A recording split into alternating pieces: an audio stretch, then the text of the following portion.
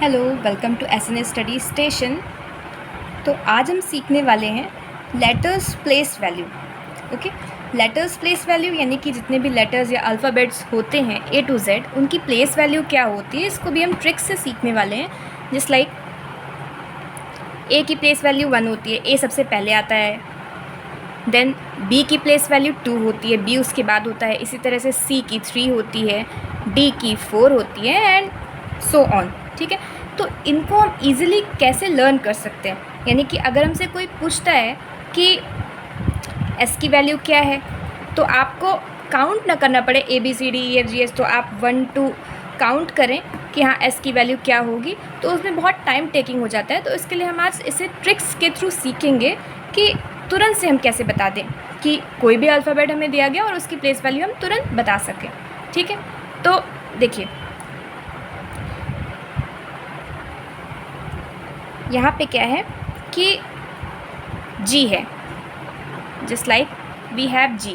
तो G में क्या होता है, G का अगर आप स्ट्रक्चर देखें तो G कुछ इस तरह से होता है ना।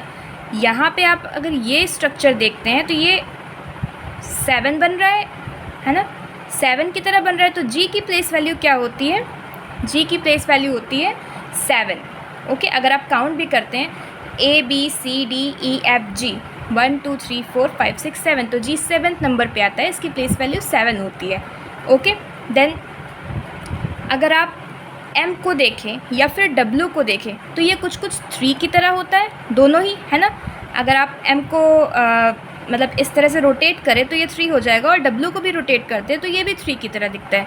तो इसको आप ऐसे याद रख सकते हैं, M की प्लेस वैल्यू होती है 13 एंड W की प्लेस वैल्यू होती है 23। ओके, याद हो गया, M 13 एंड W 23, क्योंकि दोनों ही 3 की तरह दिखते हैं एंड M स्टार्टिंग में आता है और W लास्ट में आता है, तो M कहीं ना कहीं मिडिल में आता है। तो M की 13 हो जाएगी एंड W की हो जाएगी 23।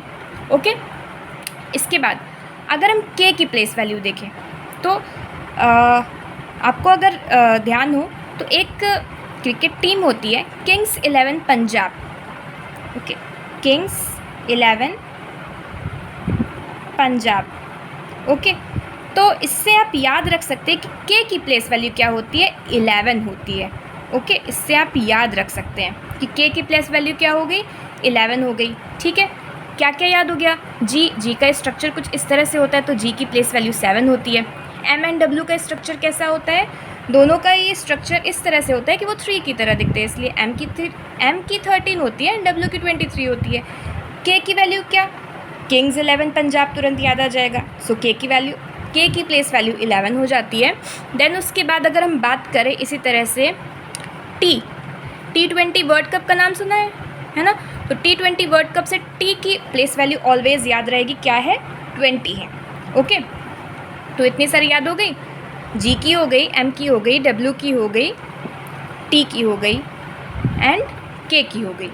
ठीक है, अभी देखिए, अच्छा L है, L किसके बाद आता है, L K के बाद आता है। तो L को आप इस तरह से याद रख सकते हैं कि K की क्या होती है, 11, क्योंकि किंग्स 11 पंजाब है, तो और K के जस्ट बाद L आता है, तो L की 12 हो जाएगी। ठीक है, और अगर आप देखें तो H, जब हम H बनाते हैं तो H का स्ट्रक्चर कुछ इस तरह से होता है। ठीक है, H को हम कुछ इस तरह से फॉर्म कर सकते हैं। कहने का मतलब है कि अगर हमने H ऐसे लिखा हुआ है तो H को हम यहाँ से आप ऐसे कर दीजिए, यहाँ से ऐसे कर दीजिए, ये कुछ ना कुछ 8 के जैसा बन रहा है। ठीक है, तो H की प्लेस वैल्यू क्या हो जाएगी, 8 हो जाएगी। H की प्लेस वैल्यू क्या होगी, 8 होगी। ठीक है, ओके, H हो गया। देन इसी तरह से अगर आप N को देखते हैं, अगर आप N का स्मॉल लेटर लिखते हैं, N को आप स्मॉल लेटर में लिखते हैं, तो ये जो स्मॉल n है ये कहीं ना कहीं उल्टा 4 है कि नहीं है ना। तो n कहीं ना कहीं उल्टा 4 है, तो इससे हम n की प्लेस वैल्यू 14 लिख सकते हैं। ठीक है, n की प्लेस वैल्यू क्या होती है, 14। और वैसे भी हमें पता है कि m की प्लेस वैल्यू 13 होती है, क्योंकि m 3 की तरह दिखता है और n के जस्ट बाद n आता है, तो n की प्लेस वैल्यू 14 होती है। तो आप ऐसे याद रख सकते हैं कि n को अगर हम स्मॉल लेटर में लिखते हैं तो वो 4 की तरह दिखता है, अपोजिट उल्टा 4 है ये, तो इससे इसकी प्लेस वैल्यू क्या हो गई, 14 हो गई। ठीक है, n की प्लेस वैल्यू हो गई। ओके, देन हम लिखते हैं F की। F को भी आप यहाँ से मिला सकते हैं, जिससे ये कहीं ना कहीं उल्टा 6 की तरह दिख रहा है, तो F की प्लेस वैल्यू क्या हो जाएगी, 6 हो जाएगी। एक और वर्ड है इसी तरह से 6 की तरह ही होता है, वो होता है P। तो P को भी अगर आप देखें तो ये भी 6 की तरह ही है समहाउ, उल्टा 6, तो P की प्लेस वैल्यू होती है 16, ठीक है। F भी 6 की तरह है तो F की 6 होती है प्लेस वैल्यू, एंड P भी 6 की तरह होता है, उल्टा 6, तो P की प्लेस वैल्यू हो जाती है 16। ओके, अभी क्या क्या बच रहा है, अभी बच रहा है R, ठीक है। तो जिस तरह से हमने H की वैल्यू लिखी थी 8, R को भी अगर हम कहीं ना कहीं यहाँ से ऐसे मिला दें तो ये भी 8 की तरह ही समहाउ बन जाएगा, तो R की प्लेस वैल्यू क्या हो जाती है, 18 हो जाती है, ठीक है। H भी 8 की तरह बन रहा है तो H की 8 होती है, R की 18 हो जाती है। सिमिलरली F और P दोनों ही 6 की तरह बनते हैं, तो F की 6 होती है एंड P की क्या हो जाती है, 16 हो जाती है प्लेस वैल्यू, ठीक है। तो इतना हम फिर से इरेज कर देते हैं।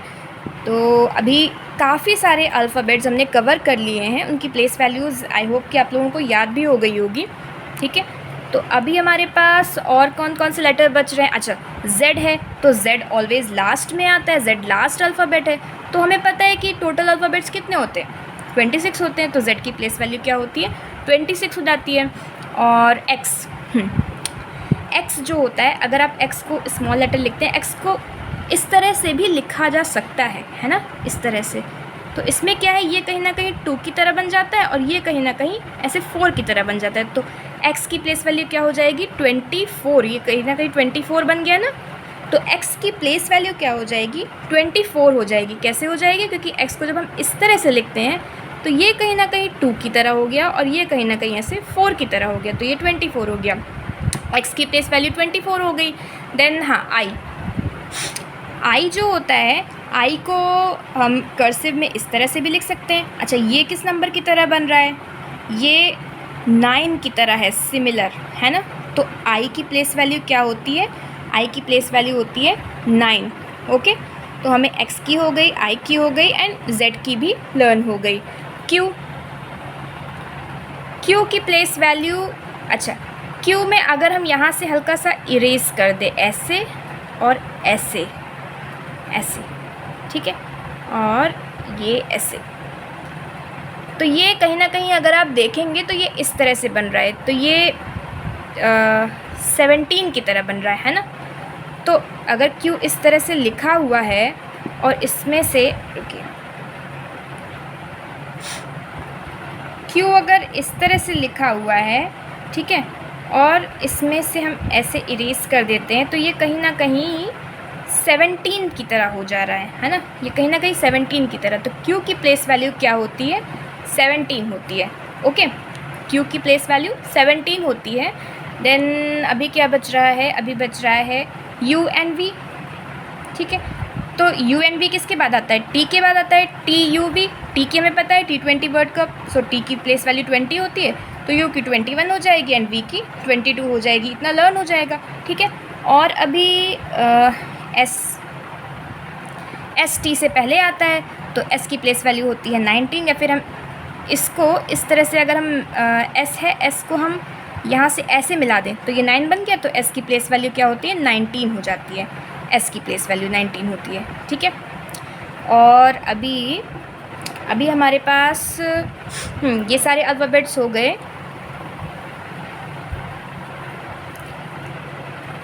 नाउ वी हैव, ओके, कुछ लेटर्स को हम इस तरह से याद कर सकते हैं, EJOTY, इजोटी, ठीक है।